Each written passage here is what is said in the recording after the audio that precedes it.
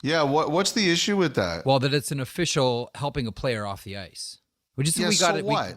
We got a text about it. No, but if you're Vancouver, do you raise a stink? Like if he's hurt, like you don't pick him Oh, up and take. I'm come just listen, on. listen, listen.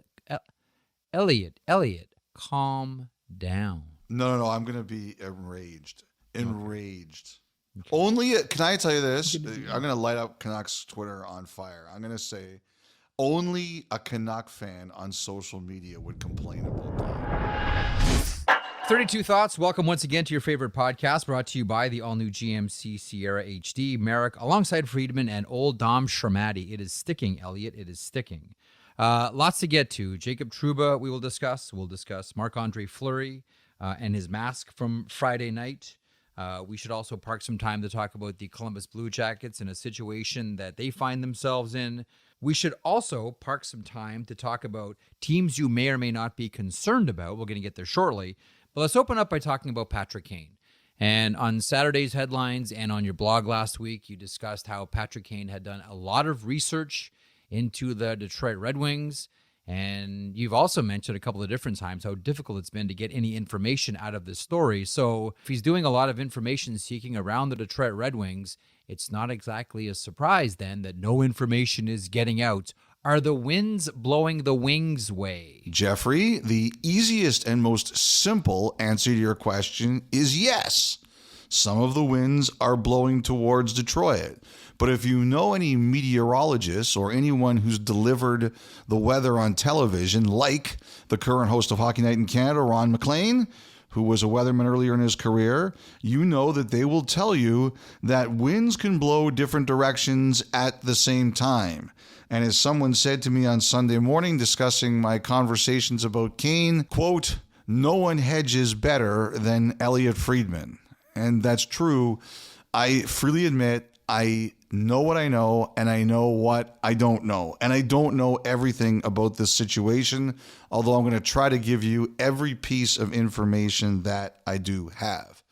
One of the things that's very clear about this is Patrick Kane wants no leaks. He's definitely limited the amount of information, and his camp, the people around him, have been very tight because that's what the client wants. So the taps, the faucets, and the washers are all screwed on tight and sealed. It hasn't been easy.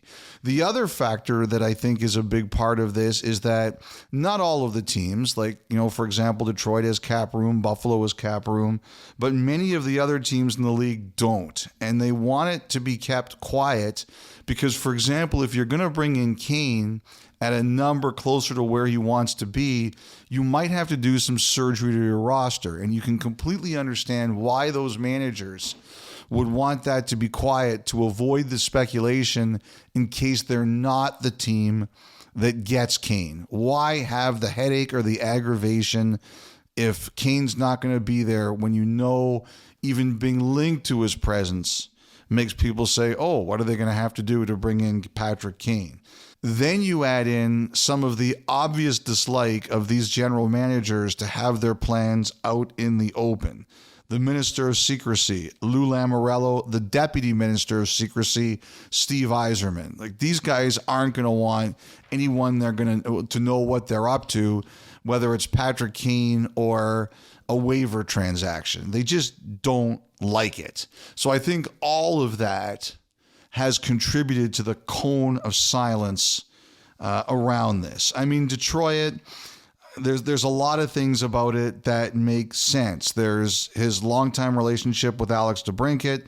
They have the cap room. It's easy and simple travel. Detroit's got a lot of short trips to a lot of places. And to be perfectly honest, there was one person who said to me, look, if you're worried about the travel in the Western Conference, why would you want to go to Florida when Florida and Tampa Bay have the worst travel in the Eastern Conference? They're, remote outposts compared to a lot of the other places. Now, I don't know that that's what Kane is going to be overly worried about. I've had people suggest it to me, but, I just thought I would mention it because I thought it was interesting that somebody brought that up. So, here's the best information I can give you. And again, I'm going to say that it's been a challenge to get it. And I can't guarantee it's 100% right, but I want to give you an idea of what people are saying out there. The people I'm sharing this from, they're people who have good batting averages generally. They are not baseball players who hit below the Mendoza line. And if you don't know what the Mendoza line is, that was named after a former major leaguer by the name of Mario Mendoza, who I think had a below 200 batting average in his major league career. I think half of the years he played. So they call it the Mendoza line if you hit below 200. These guys are more Tony Gwynn, Ted Williams type. They have good numbers. They make good contact. So one of these people believes it's going to be Detroit. Another one said he thinks that Kane was kind of down to a combination. You know, I said on Saturday night it was 2 to 3 teams. He thinks that's a combination of Detroit, Florida, and I have kind of discounted Dallas, but he has not done that. You know, the issue I have with Dallas is I think Kane would love to play there. I'm just not sure Dallas thinks it's the best idea for them. I think they feel that if they're going to add, it's going to be on defense. And the other thing that, you know, someone pointed out to me is it's an interesting one because Dallas knows what it's like to have players recover from hip surgery. Look, Ben's been through it. Seguin's been through it. And, you know, what this individual said to me was there's probably no team in the league that would have as good an idea on what Kane is capable of doing or not doing than the Stars. So I just wanted to include them. I do think Kane's been very interested on them. I've just waffled on the idea if Dallas really wants to do this. Now, I will also say this. A couple of people have agreed with me that there's definitely things we're not seeing. There's teams who have been involved in this that we haven't figured out yet. And all I'll say is this. There are a couple of teams out there who suspect, they said, look, Toronto looked into it, even though it doesn't make sense because it's kind of in Tree Living's DNA to look into things. And there's a couple teams out there who suspect that Boston might be another team that's poked around on this. And you know, again, it's all circumstantial evidence, but it makes sense because the thing about Boston is, you know, they're a good team. They could win. I don't know if they could do more than 1 year. I'm not sure that makes any sense for them, but they are the kind of organization that would look at Kane and say, does this help us? Or in a good year, what can we add to make us better? If you look last year, they went for it. They lost in the first round. They gave up a lot of capital, but it was a go for it year for them. And I just think there are teams who suspect that this is a player that won't cost you anything in terms of draft picks or prospects. He's a free agent and they're good again.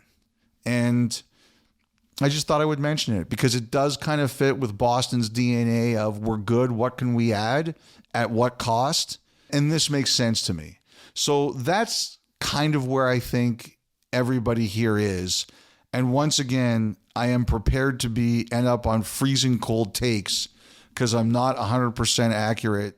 Kane's made this hard, but that's the best information I can give you at this point in time. I'm really curious about the Detroit one. They have the cap room. They have the space on the roster. They're doing very nicely so far this season. As we look on Sunday night, they're sitting there very much in contention in the Atlantic Division in the Eastern Conference. They have the second best goal differential in their division. They have the third best goal differential in the conference. And there are a lot of people who look at that stat and say, if your goal differential is good, it really says something about who you are. So I definitely think there's a lot of people wondering about Detroit and whether or not he ends up there. I can't tell you for sure on this Monday morning, but I definitely think they're a serious team to watch in this. Well, let's park it here a little bit and talk about the Detroit Red Wings because, you compare them to the Los Angeles Kings and they're getting contributions up and down the lineup. And if we get a chance later on, I wouldn't mind gushing a little bit about Trevor Moore, who's very quietly turning in an outstanding season for the Kings. But to the Detroit Red Wings, don't look now, but Alex Lyon's been really good for them. Sunday afternoon with the win over Minnesota, the 4-0 shutout against the New Jersey Devils. JT Compher has been fantastic. Lucas Raymond has been really good. Like, I know things didn't go, I don't know, Friedge, how do you say it, swimmingly for the Detroit Red Wings in Sweden. But since they've come back, I mean, they kind of dusted the Boston Bruins here. And now they've put, another nail in the Minnesota Wild coffin Sunday afternoon as well. I mean, if you're auditioning to bring Patrick Kane into the mix right now, since they've come back from Sweden, Detroit's doing a good job. They've played they're a plus 14 team. That's the thing. In their division, plus 14 is the second best number. Only Boston's better at plus 19. In the conference, plus 14 is third best. Only the Rangers and the Bruins are better. If you're a believer that goal differential is a real strong indicator of who you are, and there are definitely people in the game who believe that very strongly, that says the Red Wings are for real, that they're going in the right direction. They're building something. They're banking points. And, I get it. The one thing I'm going to be curious about when Patrick Kane makes his decision, and it might take a while to figure this all out, is what were all the offers here? What could teams do? Was it going to be, were some teams going to say, look, we only want to do 1 year? Were some teams willing to say, look, we'll do the rest of the year and then nudge, nudge, wink, wink, we'll see? Or were other teams going to say, yeah, we're definitely willing to do multiple years, whatever you think? So, I mean, I'm going to be curious about this, but the Red Wings are one of the teams, and, the Sabres are another team. They have the opportunity to do term and make it work. And not everybody had the ability to do that. You want to circle back and talk a little about Alex Lyon, who was, as we all know, fantastic for the Panthers last season and has looked tremendous in the games that he's played this season. Here's my question that I have for you about Alex Lyon, who's been excellent in the last couple of games for the Detroit Red Wings when he's played. Is he this year's Charlie Lindgren? The goaltender that, everyone looked at and said, okay, that's a good signing, but turns out to be a great one for the team. Why would you pick someone else and not this year's Alex Lyon? Alex Lyon is this How year's soon Alex you Lyon forget signing. what he did last season. Sergei Bobrovsky had the great playoff run for the Panthers, but in the games of mortal significance for them last year, who won them games to get them into the playoffs? Alex Lyon. And not only did he win games, but in the playoffs, he was giving creepy stares at the camera that were freaking me out on a nightly basis. But, I thought Lyon was one of the underrated good signings this offseason. 2 times $900K in Detroit. I thought that was a great pickup. Then they go out and get Reimer, and Lyon has to sit the first 15 games of the season. Now he gets an opportunity. He's won 3 in a row. He's helping right the ship, as you said, Jeff. He's a pro. He's an absolute pro. And if I was one of these teams that was looking for goaltending, I would be looking at Lyon right now. Now, you might not be able to get him. Yzerman's probably saying, no way, I need him. But I have mad respect for anyone who can sit the first 15 games of the season and come in hot like this. You have every excuse to fail in those situations. And Alex Lyon's like, big deal, I got this. One thing we should mention with the Red Wings as well, coming off of Sunday's win against the Wild, David Perron. I know you like him. Yeah, I'm a big David Perron guy. Big David goals number Perron guy. 299 and 300. One of the best one-timers in the game. David Perron Smart, goals. high IQ guy. Yep, love David Perron. Now, at the other end of the rink on Sunday afternoon, the Minnesota Wild. 0-5-2 in their last 7. Losers of 13 of their last 16. And about all of this, who said, it's effing unacceptable. Guys should be pissed off. Who Dean said Evison. that from Minnesota? No. That sounds like a Dean Evison thing to say. Mike It Russo does. No. Well, I'm sure. on Twitter? I'm sure Mike Russo might have whispered it once or twice over the streak. Marcus Foligno. No, but good guess. Do you want me to guess the whole roster, or are you just going to tell me? No, you could just give up, and I'll say it's Pat Maroon. Oh, that fits him too. Yeah, big time. That definitely fits him too. So here becomes the question. If it is, as Pat Maroon so eloquently puts it, and who said hockey isn't full of poets, effing unacceptable, what does Bill Guerin do about this? What can Bill Guerin do about this? Like, the thing about Guerin is, we've talked before on this podcast about how he's very impulsive. When he's talking about trades, he doesn't necessarily go out there to create a market. He decides what he wants to do. He sees what he wants to get, and he kind of goes out and does it. You know, earlier this year when he signed a bunch of players to extensions, he decided he wanted to do that, and he goes out and he does it. He's that kind of a guy. Right now, Bill Guerin is trying to be the opposite of that guy. He is trying to be calm. He is trying not to race into any kind of move.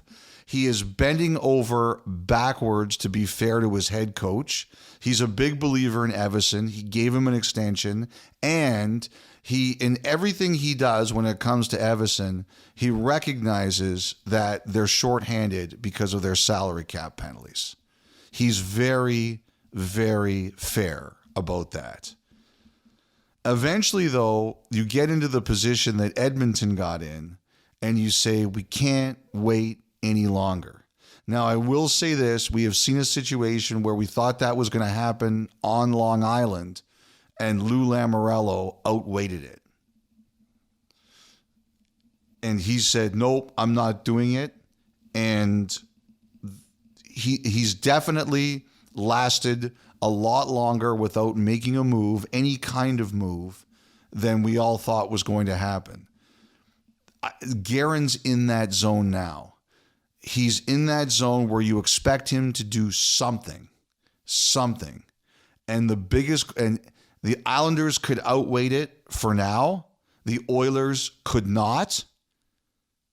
How long can he wait? Well, the losses have piled up, and the month is drawing to a close, and now we have players that are speaking publicly. Yeah, but that's normal. I mean, what else do you expect the players to say? Like, I get that. That's normal.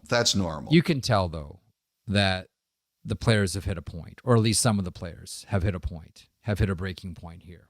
We'll see where this story goes with Minnesota. One more story on Minnesota, and this is bigger than all of them. Marc-Andre Fleury and the Native Heritage Night mask that he wore in warm-up before the game against the Colorado Avalanche. Technically, it violates league policy, but there is no fine. How do you see this entire situation? You know, obviously, this whole thing has been galaxy brained, and there has to be a way to fix this. The way it's set up, it isn't working for anyone.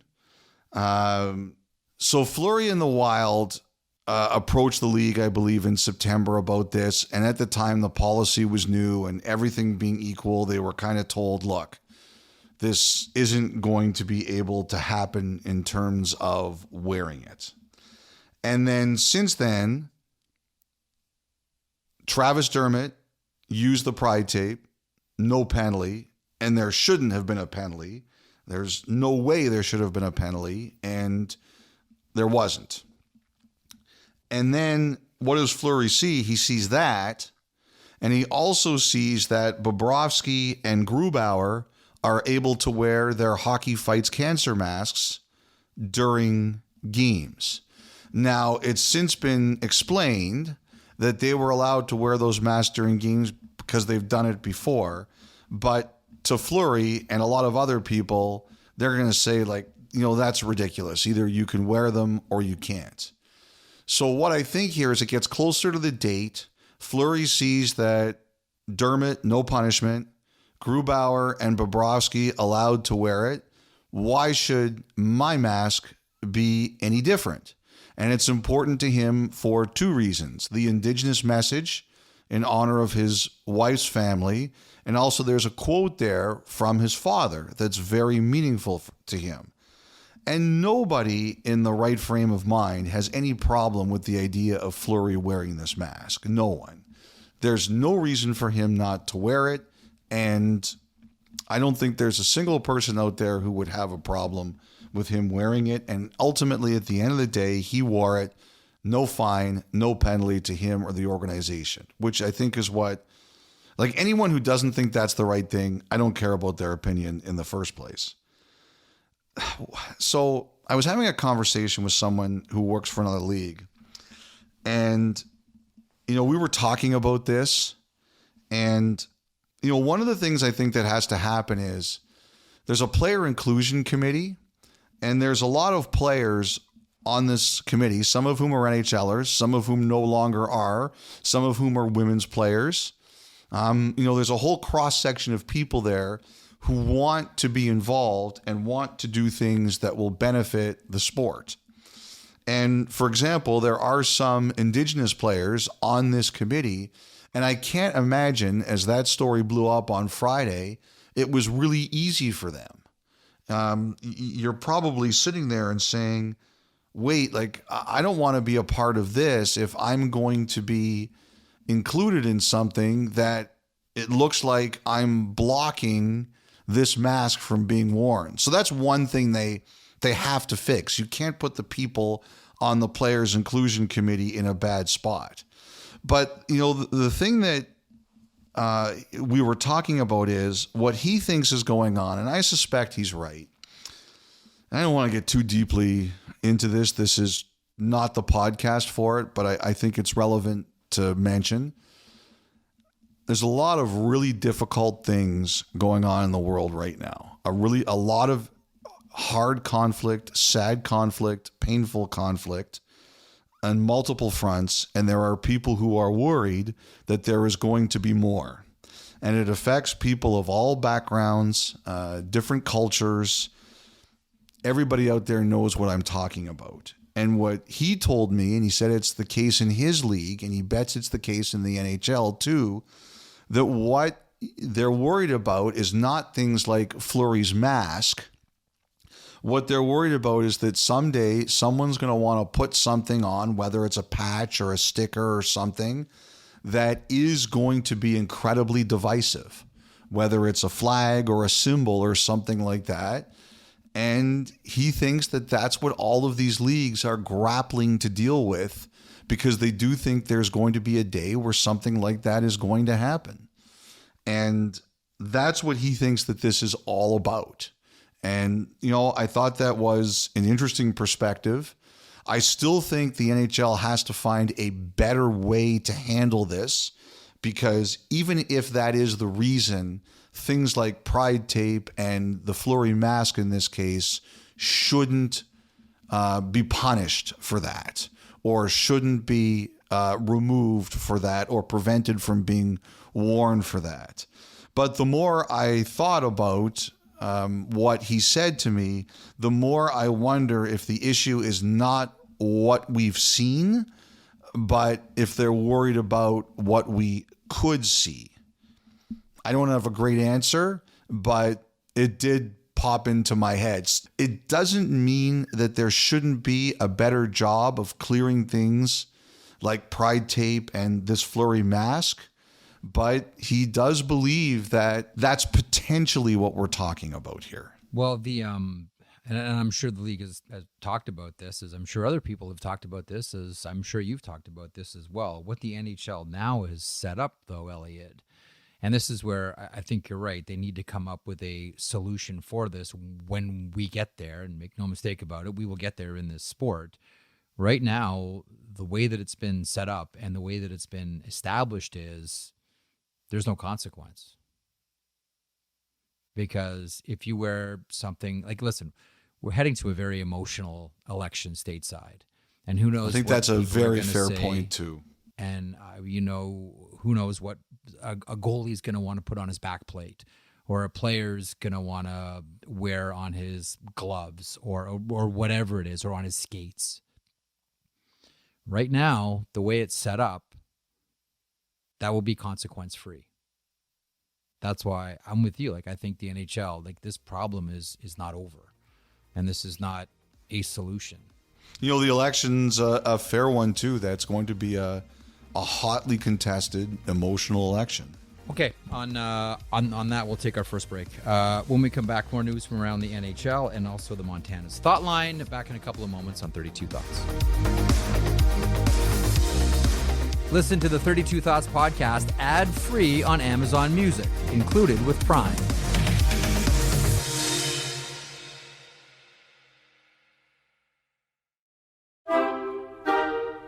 All right, time now, Elliotte, and welcome back to the podcast for a segment that's really grown on me. Like, I like this more and more every week. It's been a lot of fun, mainly because the questions, not necessarily the answers, have been excellent. It's the Montana's Thought Line, Montana's Barbecue and Bar, Canada's home for barbecue, Elliotte. Try the ribs.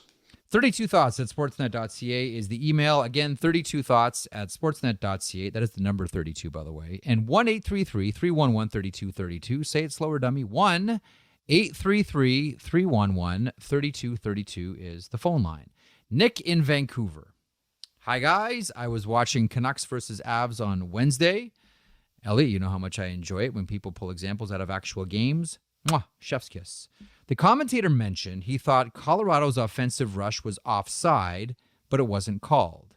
The Avs player came down the wing and snapped the shot, which Demko froze. This, of course, resulted in an offensive zone faceoff for Colorado. This got me thinking. In the right situation, could the Canucks or any given team challenge for offside despite no goal being scored to avoid having to take a defensive zone faceoff? I'm thinking a team would only do this if the offside non-call was extremely obvious and they were defending a one-goal lead late in the game. I respect the question. The answer is no. You can only challenge a goal. Thankfully. Could you imagine if they were just challenging regular offsides? All right, it's 3:46 in the morning. We've got 5 minutes left in regulation. Thanks, everyone, for staying up. All the dark circles under your eyes for work tomorrow. I love the creativity, but the answer is no. Right. By the way, I got to talk to you about something before we get back to the thought line. Oh, no. You know what is the worst thing to happen in the NHL this year? Oh, that covers a lot of ground, but what do you want to drill down on? All these officials saying we've got a goal. This is going to go right to your head. And what makes it second worst is all the people tweeting at you every time. Blow up your ego. Yes. Like, I am convinced that this is a work by the officials hearing you whine about it. No, just because people say you've got a powerful voice in hockey, you can fix things. No, we can't. Yeah. We can fix things like referees saying good goal instead of goal, but we can't fix anything important. I don't want to say that it's gone to my head, but at the house here, we've widened the door frames so my head will fit in now, Elliotte. That's right. Like, I can fix nothing with the soup, but everything about the pepper and the parsley. How about that? Nothing about the actual soup itself. But put it this way, if this podcast had anything to do with more and more officials dropping the grammatically incorrect call of good goal and just calling it what it should be, rightfully, goal, then I am happy. And I can say part of our work here is done. Elliotte, we've made hockey a better place because of it.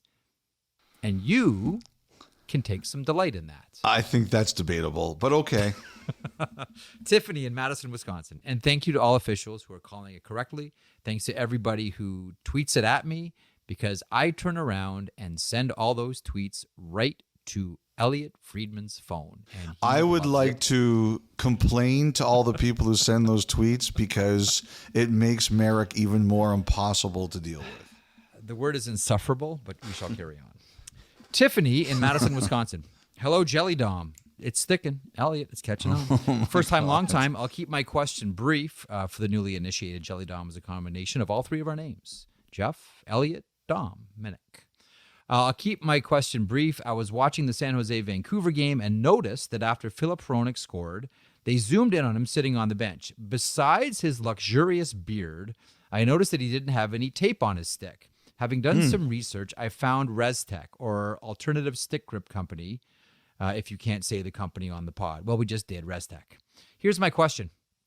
What kind of stick grip material is allowed on players' sticks? Obviously, as we saw earlier in the season, players can use whatever colored tape they want, but are there rules about what kinds of stick grip technology they're allowed to utilize? P.S. Can you shout out the Badgers women's hockey team? They are rock stars. I will always shout out the Wisconsin Badgers, specifically this year, third in the country. Elliotte and Layla Edwards is a star there, and as you know, she became the first Black player to suit up for the senior women's national hockey team. So go Badgers, go Layla Edwards. Good shout out. Yeah, and you know what? You can use anything that the NHL allows, and that counts for the American Hockey League as well. Like players can't use something that is not allowed by the National Hockey League. That's standard. Yeah, anything approved, you can use it. Although they are making the other thing they're doing right now is, especially when it comes to neck protection, they're rushing to approve things that previously were not approved. So they are really working to try to make a difference on some of this. I know the American Hockey League was, and maybe concerned is too strong a word, but you know, the American Hockey League, you know, to the point about getting neck guards on players quickly, one of their issues was the players weren't allowed to use anything that wasn't approved by the National Hockey League. But I think everybody around hockey just wanted to get as many neck guards on players as soon as possible. Okay, voicemail time. Ryan in your old haunt, Elliotte, London. Hi there, this is Ryan Maiden from London, Ontario. Just calling. I'm a huge fan of the show. Elliotte, Jeff, and Dirty Dom. That's a wrestling term there. Oh, Dirty Dom. Two questions. First one, Elliotte, did you ever try the flying tomato when you were at school in London? Number two, you guys frequently talk about the over 35 deal. I've never heard of this before. Can you please explain it to me and maybe a few others like we are five? That's pretty much it. Thanks a lot, guys. Enjoy the show and keep up the good work. Thanks a lot. Awesome. Thanks, Ryan. What's the flying tomato? Well, first of all, Dom, how do you feel about Dirty Dom? I'll take it. Rolls off the tongue. Oh, okay. All right. Alliteration for the win. The Flying Tomato is a pizza store. If I have it right to what he's referring to, it's a pizza place in London. And I don't think it was there when I was there. Like, I've heard of it now, like students have told me about it or people have told me about it, but I don't know that it was in London when I was there. I don't remember ever trying it. From the way Ryan was talking about it, it sounded like I really missed out, but I don't remember ever trying it there, unfortunately. Okay, so over 35, when the NHL went to the salary cap, one of the things they did to penalize teams for signing players to contracts later in their careers were that if you signed a contract to a player who was 35 years old or older, and that was the first year of the deal, not, for example, if you signed someone to a 5-year contract when they were 33 years old, that didn't matter. If the first year of their deal began after they were 35, you couldn't take it off your cap. So if the player retired or whatever happened, you were stuck with that contract on your cap. Or the player got injured and couldn't play again, too. That was the same deal. You were stuck and couldn't get rid of it off your cap. one of the most unique early cases was Chris Pronger. And Chris Pronger was 34 years old when he signed his 7-year extension in Philadelphia, but it didn't take effect because he signed it with a year to go in his original contract. It didn't take effect until 2010-11 when he'd already turned 35. So even though he signed that contract a year early, the NHL considered it an over 35 deal. And eventually he had to be traded to Arizona after, unfortunately, he had to end his career prematurely. So that's why they created this rule. They didn't want long-term contracts for older players, even Hall of Famers like Pronger. They wanted to punish teams who would make risky long-term bets with an older player. Now, since then, in one of the more recent CBAs, there was an adjustment to it. So there are ways you can structure an over 35 contract that don't penalize you in the same way. Basically, as long as you don't incredibly front load it, you can escape that kind of punishment. But that's what an over 35 contract is. It is a contract that punishes teams for giving term deals to older players. Excellent question. And thanks, Ryan, for that. We'll investigate the flying tomato, by the way. Okay, here is one from Vancouver. This is Dylan. This is an interesting one. Hey, guys, I was watching the Vancouver-Seattle game tonight and noticed the linesman helping Brandon Tanev off to the bench after a hit. So that was a neutral zone hit. Brandon Tanev got caught by Nils Höglander. He was obviously in a great deal of pain and needed assistance, but got me thinking, is there any rule that prohibits referees from helping players from either team during the play that could give that player's team an advantage? I look forward to hearing your thoughts. And of course, well, this one's for you, Elliotte, trying those ribs. The official in question, by the way, is Ryan Gibbons on that one, Elliotte. Dylan. Yeah. Young Dylan. We don't know that. I'm just going to call him Young Dylan. Okay. You're right. I don't know that, but you know me. I don't mind being factually inaccurate, so I'm going to call him Young Dylan. Listen, compared to you and me, everyone's young. Young Dylan. I cannot believe you are the type of person who would give a lump of coal to someone for Christmas. Are you honestly complaining that the linesman was trying to help the player get to the bench? To me, it's like, I thought there was a great situation in the league this week where Dennis Gilbert got into a fight and the linesman caught him as he was going towards the ground. Yes. That is one situation I think that the NHL is about as afraid of as any, is a player going down hard on their head in a fight. And I understand what you're saying, Dylan. Heartless young Dylan. I understand what you're saying, that technically that's an advantage, but I always believe we should err on the side of safety with players who are injured in the field of play. And just like catching Dennis Gilbert on the way down, helping Tanev off the ice, to me, it's just the right thing to do. Yeah. I mean, otherwise, if Tanev was in that type of distress, there would have been a whistle. So here's the question that you ask yourself. Would you rather have Ryan Gibbons help him off the ice or a whistle at that moment? To me, that's when sort of common sense should take over. And you realize that hockey is a shade of gray and not black or white. And you say to yourself, yeah, you know what? Gibbons made the right call there. The play continued, and he helped Brandon Tanev, who was in some distress after that collision with Nils Höglander. But good call. Young, heartless Dylan from heartless, coal-giving Dylan. Tough crowd, man. Oof, tough crowd. Man, you give the Vancouver Canucks a couple of wins, and this is what happens to their fan base, Elliot. Seriously. Heartless. You give them a good start to the season, man, they just want to harp on everybody. Okay, we'll finish up here with a voicemail. This is Anonymous. Hey, guys.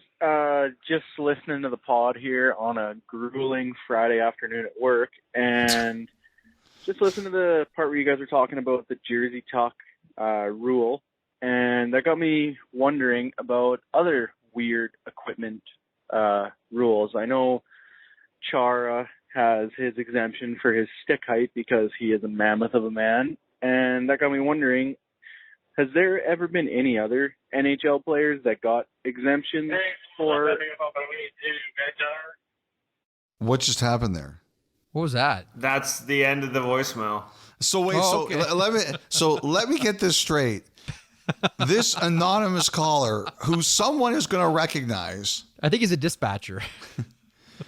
this is the greatest voice message ever. So this anonymous caller, who basically joked that nothing was happening in his work, cut off his call when something actually happened at work. That's fantastic. Potentially important too. Who knows what he does for a living? That's awesome. It's a Friday afternoon. He's probably got an important job, but he's listening to the podcast and thinking about Zdeno Chara's stick. I'm trying to think of, you know what it reminds me of? It reminds me of the gif of the dog sitting in fire. Like, this is fine. Like, I'm imagining this guy sitting around a 5-alarm blaze listening to the podcast and saying everything is great. There's only two, Elliotte, that I can think of. One is, you remember Jim Kite? So Jim Kite was the first legally deaf player in the NHL, big defenseman, Winnipeg Jets, and he was allowed to wear hearing aids while he played. Right. And the other, I mean, this is going in the way back machine to the 1940s, and that's netminder Bill Durnan, who only played like 8 or 9 seasons in the NHL. But the interesting thing about him was he was ambidextrous. And so he had fashioned essentially 2 catchers, and he wore one on each hand, but they were fashioned so that he could switch his stick back and forth depending on which side the rush was coming at him. So he'd always have his glove exposed to the big part of the net. So that's what shooters would look at. Like that, those are the only 2 things that spring to mind right away. I'm sure if I don't know, did like some proper research. I have another one. I actually have another one I thought of. What do you got? I was thinking about it while you were talking, and I actually thought you were going to say it. Dan Blackburn. Oh, the 2. Okay, you know what? One day I want to have a conversation with you about Dan Blackburn's 2 blockers. Yes. So you know why? So just to explain it first, he had a surgery on his glove hand, which was his left hand. And as a result, he couldn't rotate it. So he was allowed and given the opportunity to wear 2 blockers. And Dan Blackburn was a real big prospect. You know, he was a 10th overall draft pick in 2001. He was for real. But because of that surgery, he couldn't wear a glove, and the NHL allowed him to play with 2 blockers. Now, unfortunately, it didn't work to the level it was necessary, but that was a situation where he was given an equipment exemption. Elliotte, we cannot have this conversation without mentioning the pontoon boats, which were the shin pads owned by and worn by Craig Ludwig. Well, first of all, I don't know that there was a specific rule exception that he had, as opposed to him just saying, I'm going to dare anyone to stop me from doing any of this. So I guess it was the 99 Stanley Cup final when they beat Buffalo and won the cup, but he was like, people were doing a ton of stories on it, and he was gleefully pulling them out of his stall and showing them to reporters or television cameras. I remember years later, I was still at the Score at the time, but years later, I remember people talking about, you know, what do we have to do to improve offense in the NHL and more scoring? And someone said to me, it would help if all of you guys stopped glorifying things like Craig Ludwig's shin pads. Should we be encouraging players to have phone books on their legs to help them block shots? And I thought that was pretty funny, but I don't know if that was a specific exemption or Ludwig was just like, it's better to beg for forgiveness than ask for permission. It's like a second goalie out there. People love it when I annoy you with ideas. So here we go again. As a way to increase scoring and stop whistles, how would you feel gloves if all netminders had to play with 2 phone books? I'm against that. Can you not make the argument that catching a puck is the lay of game? Just go down the street with me a little bit. Let's go for a walk, Elliotte. Let's go for a walk. What if I don't want to go for this particular Come walk? on, let's go for a little walk. Let's go for a little stroll, you and me.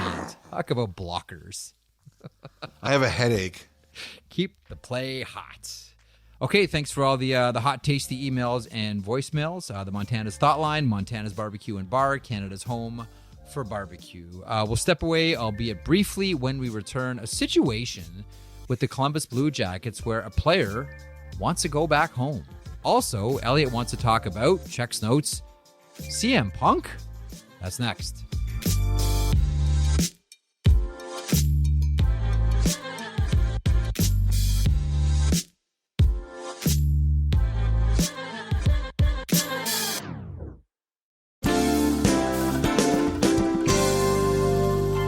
Okay, Elliotte, a few things to finish up the podcast with today, and we all hope that everyone has an enjoyable week on the horizon here and gets to watch some really good hockey. Colorado's playing Tampa tonight, by the way.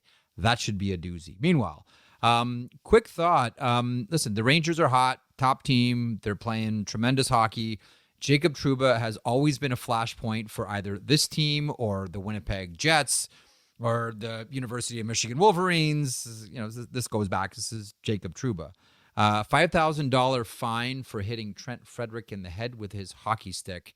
There are a lot of howls out there for this being too soft of a punishment, too weak of a punishment, to which you say what? I have to say, I never thought I would see the day where Larry Brooks and the Department of Player Safety were on the same side of an argument. I was looking for the four horsemen to come over the apocalypse as I saw his tweet during the day. I thought it should have been at least a game.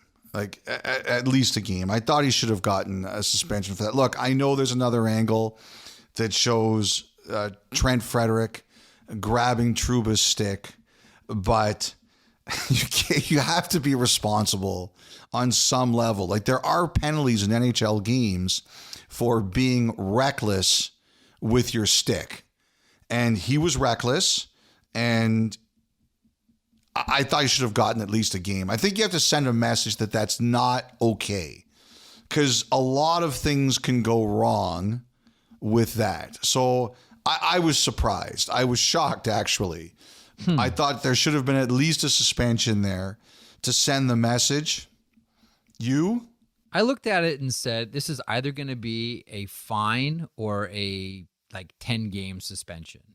Because if you thought it was not deliberate, it's going to be a fine. If it was accidental, I understand being in control of your stick. I know you're going to go with that argument. But if it was deemed that it was deliberate, then there's no way it's going to be a 1, 2, 3, 4, or 5-game suspension. That's going to be like a 10 or 15. So I looked at it. It all depends on whether you thought it was accidental and there were mitigating circumstances, most notably Trent Frederick grabbing his stick. And that's the way ultimately it was ruled. Again, I thought it was going to be one extreme or the other. It was either going to be a major suspension or a fine. That's again, I can understand where you're coming from on this one. I can. I think you can send a message and say, look, it was more reckless than intentional, but sometimes you get penalized in this game for being reckless. And I think there are times you have to send a message. Okay, I want everyone to know that this is not going to be happening. Elliotte, like I always tell you, I'd agree with you if you were right. Jeff, the funniest text message I got about that Trouba fine, no suspension. Somebody said to me, does Jeremy Jacobs no longer have any influence in the NHL?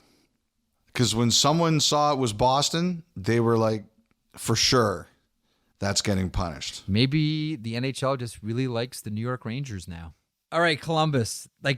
There are a lot of things that Columbus has done that they're responsible for. This doesn't fall into that category. The Dmitri Voronkov situation is homesick, would like to go back to Russia.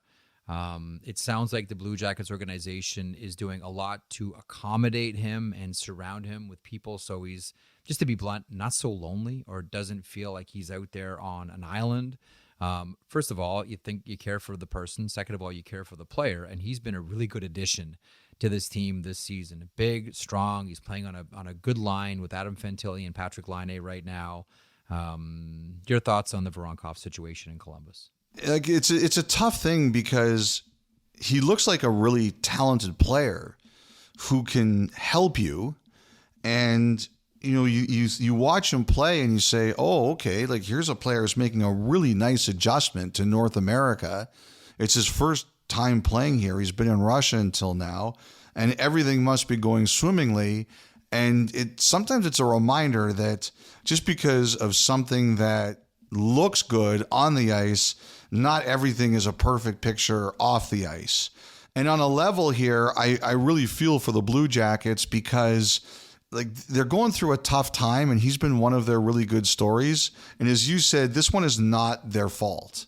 This is a player who is having obviously a challenging time adapting socially to North America or missing his life back home. And I saw where Jarmo Kekalainen told Aaron Portzline that they're going to try to involve Fedor Tutin, who is a guy who really loved his time in Columbus, to help him out here and see if that can bridge the gap. But it's a challenge. And, it's a week where we saw, Samuel Girard say he's going into the player assistance program because of his challenges with anxiety, which I think a lot of people understand have gotten him into a position where he needs to go into the program. I think everybody empathizes with that. And so it's a really tough thing for the Blue Jackets because here's a player, like one of the things everybody's been talking about is their young players have really been the salvation in what's been a really tough season. And this is one of the guys. And now you find out, he's not sure that he's going to last because he's just not comfortable for whatever reason. It's a tough one for Columbus. And I don't think there's an easy answer there because I think on a level we all understand. Just plop us all into a different situation. Some of us are going to find a way to handle it, and some of us aren't.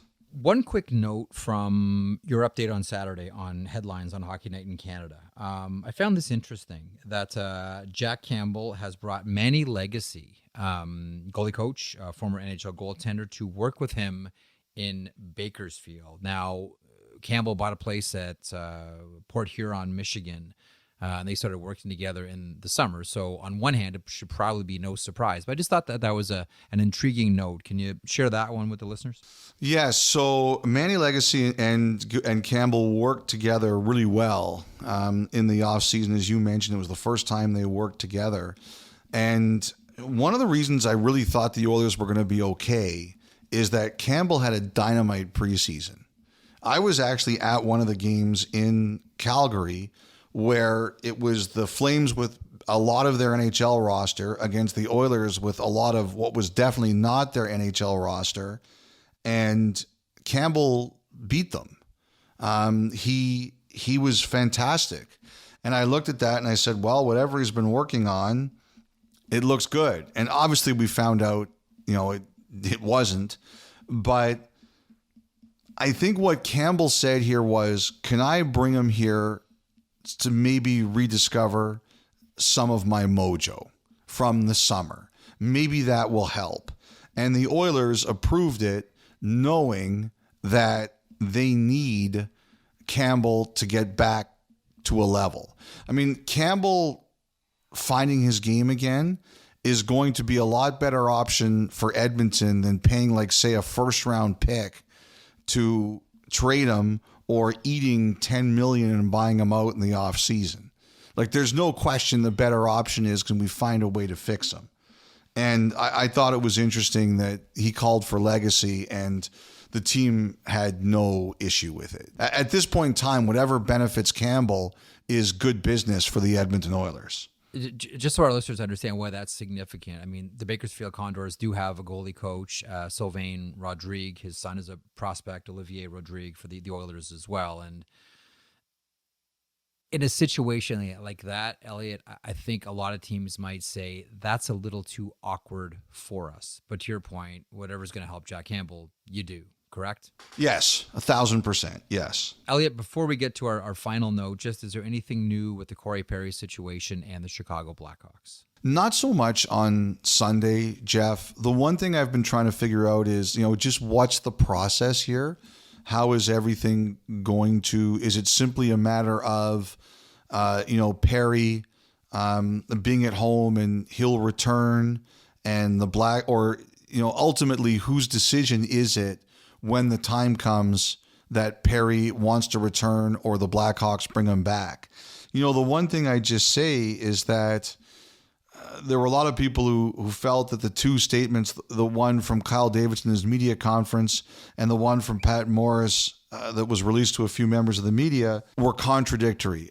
I don't believe that. I just think that because the two things don't exactly say the same, it doesn't mean that one's true and one's not.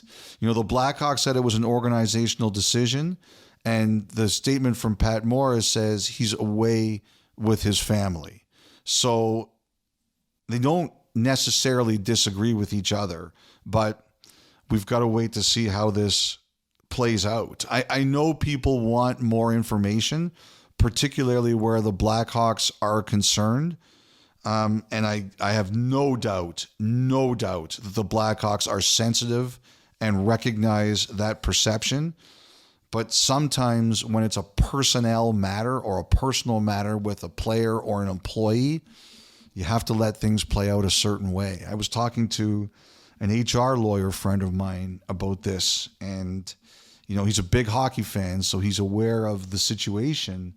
And he was just saying that, even the Blackhawks, everybody wants answers from them. There still is a process that you have to play out. And I know that's not going to satisfy everybody, but he told me that's the way it often works. I'll echo what you said on Saturday as well. In this situation, I'll just help that everybody involved here is okay. All right. So was it late Saturday night or early Sunday morning? It was late Saturday night. So I want to take ownership of this next segment, Jeff. Okay, you go for it. So what people may remember a few years ago is that when the NHL Player Media Tour was in Chicago, I learned that Jeff has a friendship with CM Punk. And I used to be a huge wrestling fan. I'm not so much anymore, but I was really impressed by him. He sat there quietly as we did all of the interviews, and then he did an interview with Jeff and I, and he is whatever it is, he has it. Can you pause for 1 second? Do you remember what he did? He came in the first day just to watch what we were doing and stayed with us the whole day, and then did his interview the next day. Yes. That's a pro. Yes. Yeah. I was really, first of all, I couldn't believe that somebody would actually want to sit there and watch this. Now we were talking to a couple of his favorite hockey players, but still, I couldn't believe anybody wanted to sit there and watch this. Okay, all right. And he was, I was really impressed by him, and I started to watch some of his clips and some of the stuff he did, and whatever it is, he's got it. And obviously, he's a huge presence, one way or the other, like him or hate him. He is an enormous presence. And there were some times that, I know you and him kept in touch, and I'll ask you about that in a second. There were a couple of times I kept in touch with him through DMs. For example, when we broke the story that Chicago had put Duncan Keith on the market and that maybe he was going to be traded, he reached out to me to ask for more information. And the day that he was traded to Edmonton, before I even reported it on Twitter, I actually sent him a note saying, I think it's going to happen today, because I knew he really cared. But you and him have kept a steady stream of conversation going, right? He's a fascinating guy. First of all, we have a lot of mutual interests, like you and him. I mean, we basically, more than anything else, we text about the Chicago Blackhawks. Like, it's a lot of hockey texts. Like recently, there's been a lot of Connor Bedard, obviously going back to the draft and the lottery last year. There was the Jonathan Taves situation. Will he, won't he, is he, isn't he, etc. Whenever we talk about wrestling, though, it usually revolves around, it's funny, it revolves around wrestling stories, and it revolves around two people who we both really like. One is Harley Race, and the other is a Japanese legend by the name of Mitsuharu Misawa. So we're both huge fans. So a lot of our conversations tend to revolve around those two. And like, he knows that I don't have a lot of time to follow the current product. I just don't like it. I mean, you know what it's like, Elliotte. Like, You got a lot going on. We can barely get this podcast done. You watch there's just so much you have to follow. Like, put it this way, I went to see Tool last week, and I felt completely naked on the radio show the next day because I hadn't watched all the games. Like, and I just hate that feeling. Like, I don't like that feeling of not being prepared or not having seen at least part of everything the night before. But nonetheless, it's Tool, and I got to meet a couple of guys in the band. So, like, once in a lifetime opportunity, every now and then you got to do it. But after last night, you know, and you texted me last night essentially saying, we're talking about this tomorrow. I you know, watched all the clips on social and saw how it went down. And I got notes from people like, what the F, holy F. Like, when a wrestling angle pops, like, you could really feel it. Like, I can only imagine how deafening a sound that was yesterday. Like, the only thing that I can kind of relate it to was when, and again, this was in Chicago as well, I believe, when Chris Jericho left WCW and went to WWE and made his debut on Raw. Remember they did that big countdown clock? Yes. Y2J. And Jericho appeared, and it was like the most deafening pop you've ever heard. And that covers off like Hogan slamming Andre and various, you know, Austin matches or The Rock, etc. Like, that pop was it's legendary, and people still talk about it to this day. And people were equating what happened Saturday night with CM Punk to that type of pop. And all he had to do was come out, because the backstory to all of this was so good. But what got you to notice this? Because, like, right away, like, the text came in, we're talking about this. Well, what got me to notice it was everybody was talking about it, right? Yeah. And the one thing that I was curious about with you was, so, like, I don't know the behind the scenes stuff, but I know who Seth Rollins is, and I know who Drew McIntyre is, and I know who Rhea Ripley is, right? Yeah. And so there were videos of Seth Rollins visibly angry. And there was a report that Drew McIntyre stormed out of the arena, and apparently there were videos of Rhea Ripley giving him the finger. Yeah. So what I always assume that all this stuff is a work, right? I assume it's good instinct, because it's wrestling and they're good at it. But I was wondering because I know how polarizing he is, and I know there are some people who legitimately don't like him. So I was wondering, according to you, was this stuff a work or was it real? Yes. Well, you just said yes to both things. You can't say yes to both things. No, work or real. No, this was a total work. This was a total work. Now, was there some legitimate, you know, heat between Phil? Sorry, his real name is Phil Brooks. Between Phil and people in the company stretching back years? Yeah. Did he spend a long time ripping the company? Yeah, which all plays into this storyline here. But, you know, it's like everybody in the industry always, and I think this is the right perspective to have, always assumes work with anything. And there was only, here, I'll share something with you, Elliotte. There was only one time that I found it really, really tasteless. But this gives you sort of a peek into how people think in the industry. The night that Owen Hart died, which would have been 1999 at Kemper Arena in Kansas City, I was on the air doing the live audio wrestling show, and we had all watched the pay-per-view. And so I start calling people to come on the show to talk about Owen. And I called Terry Funk, and Terry said he wouldn't be able to come on because he was too mad at Vince McMahon. And he was going to, if he came on, he was going to say something that he was going to regret. I got a number of people that knew Owen from the Stampede days, some of which were working for WWE at that time. Most notably Chris Benoit. But there was one person, I think I've told the story before. If I haven't, then this is the first. I just found it really tasteless. I remember I called Wayne Ferris. And Wayne Ferris... Oh, you had Wayne Ferris's number? Honky Tonk Man. Yeah. So I called him, and I was like, did you just watch what happened? And he said, I'm not going to come on because I'm not going to be part of it. And I said, what are you talking about? He goes, it's a work. Like, stop it. I'm not going to come on and be part of the storyline. You're getting work. Don't do it. I'm like, no, like, Owen's dead. Like, he's passed away. And he couldn't believe that wasn't a work. Like, that's how ingrained everybody has it in wrestling, that whatever you see isn't quote unquote real. Yeah. Everything is a storyline. But no, this is all, it gets a great storyline. And I think when wrestling's at its best, you have that I'm not sure about it. I think, I think that, the Shawn Michaels, Bret Hart feud had that element to it. I think that historically, Vince McMahon has always liked his wrestlers to believe other things about opponents they have in programs in order to get more realistic matches. I've heard plenty of stories about Vince saying one thing to a wrestler about something that his opponent said to him, etc., just to get the ire up. That's sort of industry standard for how Vince McMahon would behave with a lot of his programs. But this was a work. It was just a great one. Like, it really was. And it's interesting too. So I knew that you wanted to talk about it. So I texted Phil and I said, hey, Phil, heads up. Elliotte wants to talk about this on the podcast. And he said, you know what?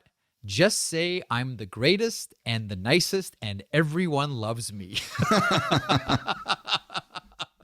And went on to talk about how he's inspired a generation of wrestlers, which is true.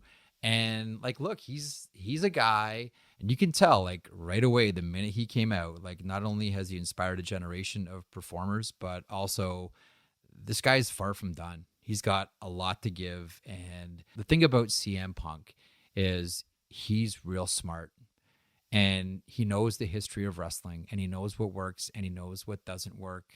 And I think that, like, quite honestly, he's already laid like a really, really impressive body of work before us. But just given the nature of how all of this went down and all the promotion that's going to go on behind it, this might end up being his masterpiece. This really might. Because look, is that him saying that or you saying that? I think it's gonna happen. I really do. I think that this could be the greatest angle he's ever been involved in. Like, it's shaping up already. Like, everyone's already talking like this is going to headline WrestleMania for one. Like, don't you think that, listen, you texted me about it to talk about it on our hockey podcast. Yeah, that's true. Like, wrestling does its best when it reaches outside of wrestling. And it sounds like this one has. But you know what? One thing I do want to mention. Whenever there's a situation where someone is involved in a sport and they go too aggressively promoting themselves or their team, one of the criticisms, one of the pejoratives that we always hear, or is treated like a pejorative, is, oh, that's so pro wrestling. To which I always say, sports can learn a lot from pro wrestling. Oh, I'm not. It's a show. I'm not arguing with you there. From a marketing point of view, like I remember being Octagon side at UFC 40. This was a promotion we were doing with Viewers' Choice pay-per-view. And this was the one where the UFC really went for a pro wrestling style presentation, which they still have to this day. It wasn't just two guys in the octagon fighting and we're treating it like it's an amateur sport. We're giving this some pageantry here. And it was two great talkers on top, Tito Ortiz and Ken Shamrock, and they were fantastic. And Shamrock has a long, as we all know, pro wrestling background, so he was a perfect guy for it. But just the way that the event was presented and how they encouraged their athletes to antagonize one another. Was it last podcast or two podcasts ago you referenced Igor Shesterkin saying to the New Jersey Devils, yeah, but did they win the Stanley Cup? Like, even little things like that can go a long way. And that's ripped right out of the pages of pro wrestling promos, whether it's John Cena or Gorgeous George or Freddie Blassie or Steve Austin. It doesn't matter. It all leads to a really, really good place for your sport if you can rip a couple of pages out of pro wrestling. Agree, disagree? Agree. All right. That's me pontificating. And that was better than anything you've ever said on this podcast about hockey. Just go back and do wrestling podcasts. I don't know if they'll ever have me back, but who knows? Stranger things have happened. Phil Brooks went back to WWE, so maybe there is a place for me in wrestling one day, somewhere down the road. That's it for our wrestling/hockey podcast for the week. On behalf of Elliotte and Dom, Merrick signing off here. Hope you have an enjoyable week with your favorite sport, that is hockey. We are back here Friday morning for another edition of 32 Thoughts. Enjoy your week.